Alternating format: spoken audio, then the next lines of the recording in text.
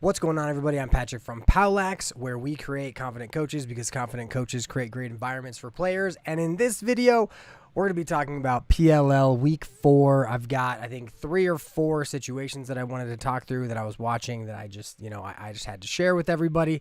So, yeah, we're going to get right into that. And then, yeah, so let's get right into it.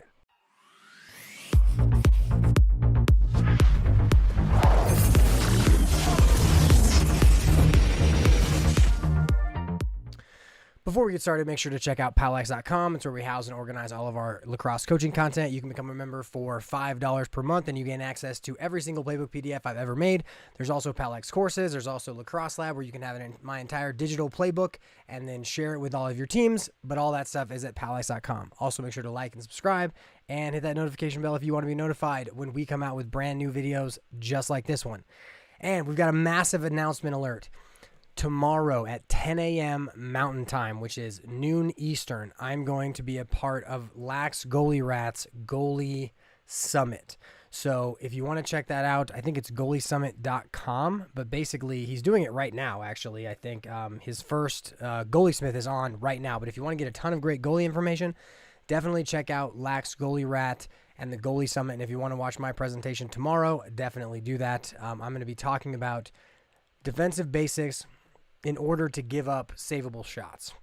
And so apparently on his all of his online content, he doesn't have much just like defensive stuff. It's all like very specific goalie stuff. And so I'm going to try and fill in and help with that. But so I hope that you guys will tune in, check that out. And so now let's get into our PLL evaluations and stuff. And so I actually didn't set this up beforehand, so I got to make sure that all of the spacing is correct in this. But so let's see.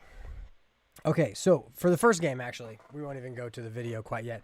I just want to talk about the first 2 games, the Friday games. So first off, Whips Woods, what's new? Whips pull out a close one, like excellent game. It's what everyone sees coming from the Whips Woods games. I think the Woods, they look like such a good 2-point team, but they should just get the ones. Like, I think that their midfield dodging is a bit suspect because, I think is it Nakai Montgomery, right? It's Nakai Montgomery, Miles Jones, Sergio Perkovic. Like, you got to make something happen with those 3. Then you've got Kavanaugh, Garnsey, and Hennenberg. I think there's another there, but I feel like their offensive efficiency should be a bit better, especially with those big Dodgers up top. But if they would just, Miles is an insane feeder. I just feel like, I don't know why they can't really beat their matchups with those big dudes. Maybe it's harder for big dudes to beat the D-middies in the league.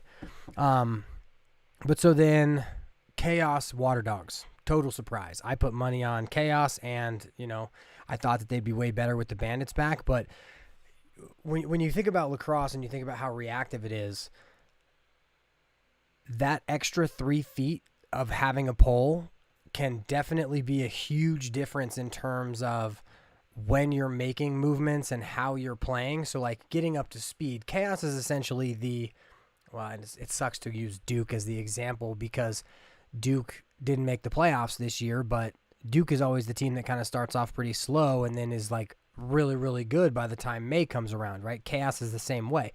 And the reason that they're like that is because of their use of 2-man game and their ability to read and react to each other. So that was their biggest strength in the playoffs last year. And now this year, they just need to find that form, and they're going to find the form. Like I definitely think Chaos are a good choice to win it all again because they have unbelievable firepower. And since they are so read and react in terms of 2-man game efficiency, when they are efficient, they're the best team in the league, hands down. Now, for right now, it's all about how to get back into playing with the guys that are with you, right? And so I think that once they kind of come along into and just play more with each other, like you got to recognize all of the Bandits players were down, they've had 2 days to work together, whereas everybody else has had like at least 20, 30. Actually, I don't even know if it's that because it was training camp, then 3 weeks, and each week I'd say is 2, so about 10 days. Either way, they're just behind in terms of their figuring out everybody else on the team, which is cool. And what's funny is that the Water Dogs went the opposite way with Dylan Ward. They did not play Dylan Ward, who just won the NLL championship with the Colorado Mammoth. By the way, big shout out to the Colorado Mammoth and the Colorado Avalanche for winning their respective championships in the same year. That's absolutely amazing. But they didn't play Dylan Ward, and they probably didn't because he's been playing, NLL. Like, he's the MVP for the Mammoth in the championship. Like, he was astounding. Like, he's an incredible goalie. But even incredible goalies need some time to adapt to the box game versus the field game. And so I thought it was good that Water Dogs did that. They obviously have unbelievable firepower. I bet against the Water Dogs last playoffs because they put Sowers back in. Now, if Sowers can stay healthy, he is an unbelievable asset because everyone's going to play with him and around him. But if he gets hurt and then they just throw him back in, I think that hurts the team overall because I just feel that he's such a dynamic player. It's almost like Michael Jordan, right? Like, not saying that he's the Michael Jordan of lacrosse because that's Mikey Powell's place, but when it comes to his ability to make plays, I think it really comes down to everybody's kind of sitting there watching him play, and then if they don't learn how to play off of him, it's just a bit more difficult. Now, the bounce pass he caught from Courier was unbelievable. Like, that was one of the sickest plays ever. Basically, Courier, I think he did a split to his right, roll back to his left, bounce pass to the back pipe where Sowers was. But so those are my two things from the first day. Now we're going to go into the second day, and we're going to start. So it's basically we're going to have like a nice extra little piece at the end, which is the Archers game. But I really wanted to talk about the Cannons Chrome game. So let's see if this is going to work. Hopefully the thing will be about right. Perfect. It's perfect. So the PLL uses Score Break. I use Score Break as well. I think it's amazing. This is not from them. Like, I record it and then I have to replay it like this. But so Chrome was down by, I want to say 5 to start the fourth quarter. Right here, they're down 2 with a minute left. I want to say they were down 4 with 4 minutes left.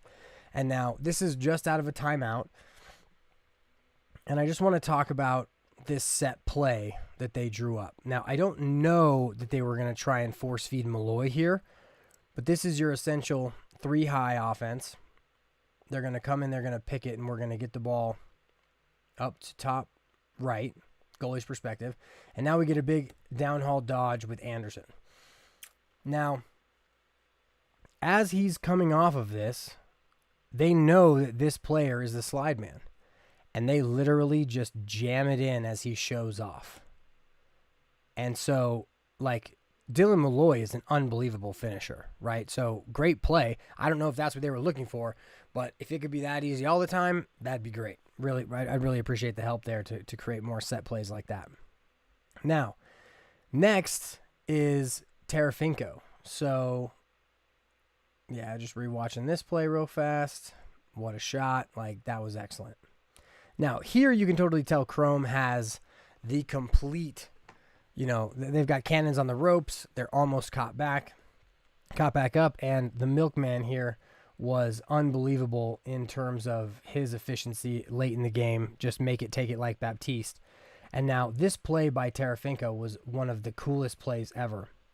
I don't think there's been a better wind-up face dodge, really almost ever. But so he gets this overpass. The defense has to rotate. He winds up for 2 and just face dodges right past this pole. And so you really see the idea of like how greedy the Cannons thought they were, right? To go for 2, to shoot the ball from that far out, just in transition of all of this. Like, if he breaks down effectively, now there's a couple issues here. Now, this is a couple things that you got to recognize. First off, you don't want to screen the goalie. That's the worst thing you can do in that element, but you still have to break down to be able to push the guy. And so if his stick goes into his chest versus up, I think he makes the play. But instead, he allows the face dodge. Tarafinko gets in. Easy goal from 5 yards in front of the net. Like, no questions asked. But this face dodge was just epic. Like, if pros are going to double clutch, high school kids are going to double clutch, which is very, very cool. And it's such a nice little reading offensive play in terms of like individuals. But it's a very cool play. So now they're tied, right? And because they're tied, now we're kind of playing a little more freely. We're going to go straight to overtime here soon after we see a couple more of the replays of this wind-up face dodge. But yeah, so like right here, if his stick, and like recognize, I'm an idiot, right? I don't know. I like lacrosse. I enjoy lacrosse. I've never played at their level. I can attribute things, sure, and I can think I know what I'm talking about, but in the same sense, like in that moment, if his stick is here instead of here, I see this working out better for him.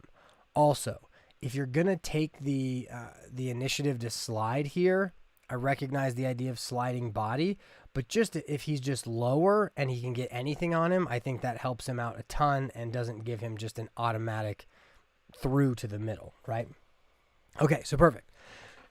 So now we're going to overtime, and I've got three, I think it might be three, it could be two really picky things that I'm going to talk about within this. And so let me just make sure. Oh, no, it's three. So the first is this. So we're in OT. Cannons commit a foul. So Chrome is up. A man. Power play. Now they're going to run essentially a 2-3-1 into a 3-3. Now I count from the top. I get it. I learned 1-3-2 in high school, and I dropped it off. It was like a bad habit. I used to count from the bottom.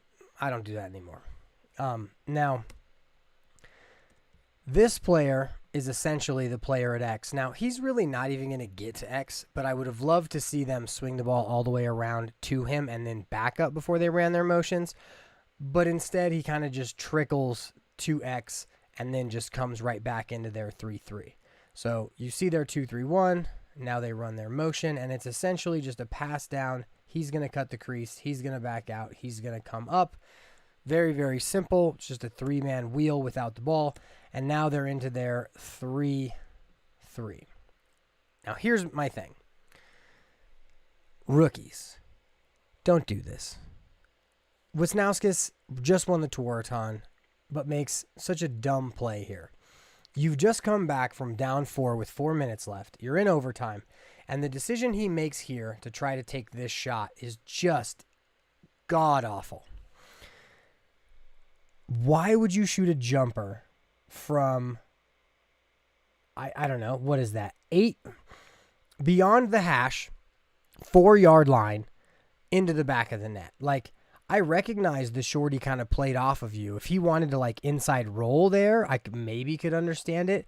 But like, you've got 5 of the other best lacrosse players on the planet here that you're not even using. And if we are going to do anything within the concept of the defense, because there's only 2 defensemen high, we want to swing the ball, yada, yada. Okay, so I'm nitpicking on Logan Wisnauskas because I'm a fat 34-year-old who's sitting in his basement from his armchair talking. Now, granted, I'm never going to be as good as and have never been as good as Logan Wisnauskas, but that was a dumb decision regardless. So now, he gives the ball up. Now it's Cannon's ball. Cannon's Lacrosse Club. Who plays for them? Okay, first off, the best player in the world, Asher Nolting, of course. Cherry Creek, class of 2000, I don't even remember when he graduated, but we had to coach against him, and it was awful. They destroyed us. Him and Max Tennant, oh boy, they killed us. But so, who are you going to go to? Not Asher. You're going to go to Lyle. So they talked about this. Of course, they're going to go to Lyle Thompson. Now, what are they doing? They're setting up the 2-man so they can get the big little switch, so they can brush Lyle off, get the switch, maybe draw, and then finish. Now, Lyle had a really bad end of the game. I want to say he turned it over a couple times. Now, this is not just to attack Lyle. This is to go over the decision-making of what you need to do in overtime. In the post-game presser, Lyle acknowledges, like, hey, I made a couple of errors. I turned the ball over a couple times. You know, that was on me. And he actually gave super, like, amazing credit to the offense as well as to his goalie and total stand-up guy. Now, this is not my problem. Of course you're going to go to Lyle Thompson. Of course. They generate the switch, and then now here he's like, he sees the guy fall off of him, and he's like, he's seeing red. Lyle Thompson stepping in from 13, I'd take it, sure. But I think this was a better pass, right? Especially once they bailed out of it. Now, you can evaluate that all you want. I don't know if he actually hits someone here. Yeah, I think he hits the defenseman in the front. But if that makes it all the way through, maybe he scores, maybe he doesn't. It's not really important to why we're watching the video right now, which we're going to talk about. So they lose the ball. Watch Lyle Thompson. Now I'm just going to play this. So I recognize it's a shortened field, but that's essentially a 60-yard sprint, right? They make another save. He's hanging around. He's waiting. Okay, we got the ball back. Let's get the ball. Now he's got a 60-yard jog back the other way. Now, I'm going to tell a story about my own playing days in a second because it mirrors this. And I just wonder, do your plans change once you've gone up and down the field, right? So he just had to run and play defense. He had to come all the way back up here. Do we not go with Lyle Thompson? Now here's the story. And we're going to come right back to this, so it should only take about a minute. So in high school, my senior year, we made the playoffs for the first time in, a long time from when we made playoffs before. I want to say it was like in the 80s, and this was 2005. One of the reasons we made the playoffs was because they expanded the field that year, but either way, we made the playoffs. Now, the last game of the season was for that final playoff spot. We played against Overland, and we were down in the fourth quarter. We come back. I want to say I had 7 points in the game, but in overtime, we lose the ball. I'm playing midfield. I go back. I play defense. I'm totally gassed, and instead of going into play offense, I run off the field. And my coach, who I actually talked to this morning, is like, "What are you doing? Get on the field." Like, in the same way Lyle's the guy for that team, I was kind of the guy for our team. Now, I go off the field, and another player subs on who ends up scoring the final goal. So here's my thing. You can be the best player in the world, but if you're gassed, maybe it's time to let someone else be the initiator. Maybe you start with the lefty picks, you mumbo him out, and then you get him into some action. But to just initiate with him again right away, it wasn't cruel, but it was like, dude, he's tired. He just went and played defense. They had to run the whole way back all this way. So tries to back his guy in, rolls, comes back the other way, gets jumped, loses the ball goes the other way. And this is where our third function comes in, which is not a terrible shot in transition, but you have to play the whistle. They win the whistle here. That's it. Nothing more. Nothing more, nothing less. You play the whistle, right? They didn't do anything spectacular. There was nothing crazy here. All it was the ball went out of bounds, Chrome was ready to go, and the Cannons were doing something else. I don't know what they were doing. It's a pretty important time. Ball goes out of bounds. Like, what are we doing here? Why are we having to dive? Right? Like,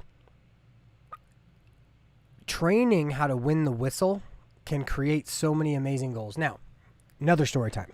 So, I want to watch this play from another direction. It's a little further back here, but I just want you to watch it from here. So, he picks the ball up off the end line. What is this? What is this? Why are our backs to these players? He's obviously pointing like, hey, get that guy. He's about to score, right? But it's just laziness.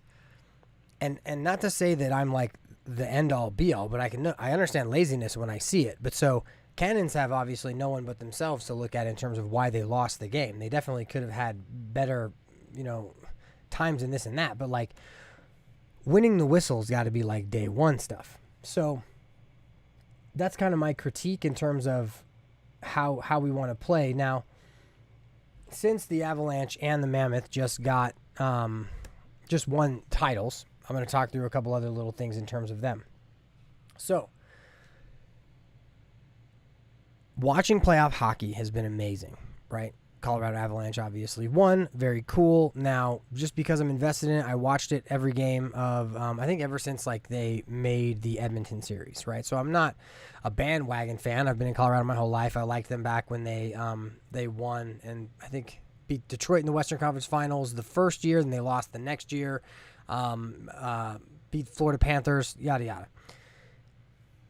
In overtime, the goals were just weird, like random plays. Like, so you look back to the Mammoth and when they lost to the Bandits in, I want to say the first game. Or was it the second game? It was the second game because it was Dane Dobie, but it was at Ball Arena or Pepsi Center. So Dane Dobie catches the ball in the corner and he dodges upfield and he shoots this just like one of the most finesse, weird, awesome plays ever. This like diving behind the back that sneaks near side on Ward. It was amazing, but it was random and it was weird because the shot clock was about to run out, but it was almost like a dummy trash play. And they win. Arapahoe versus us in the regular season this year, right?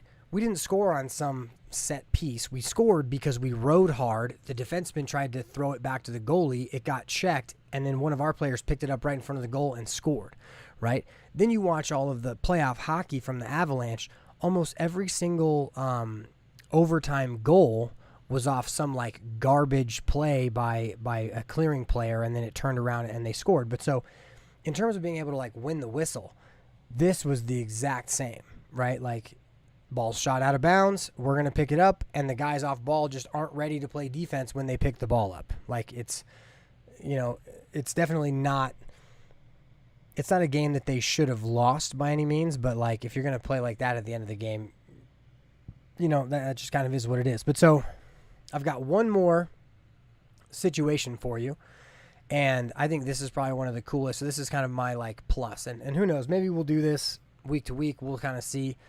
I like these videos because I kind of just get to ramble and complain about stupid things, but I don't know if I want to do every team and every game every week, but if there's a situation from every game that I want to show, I'll show it.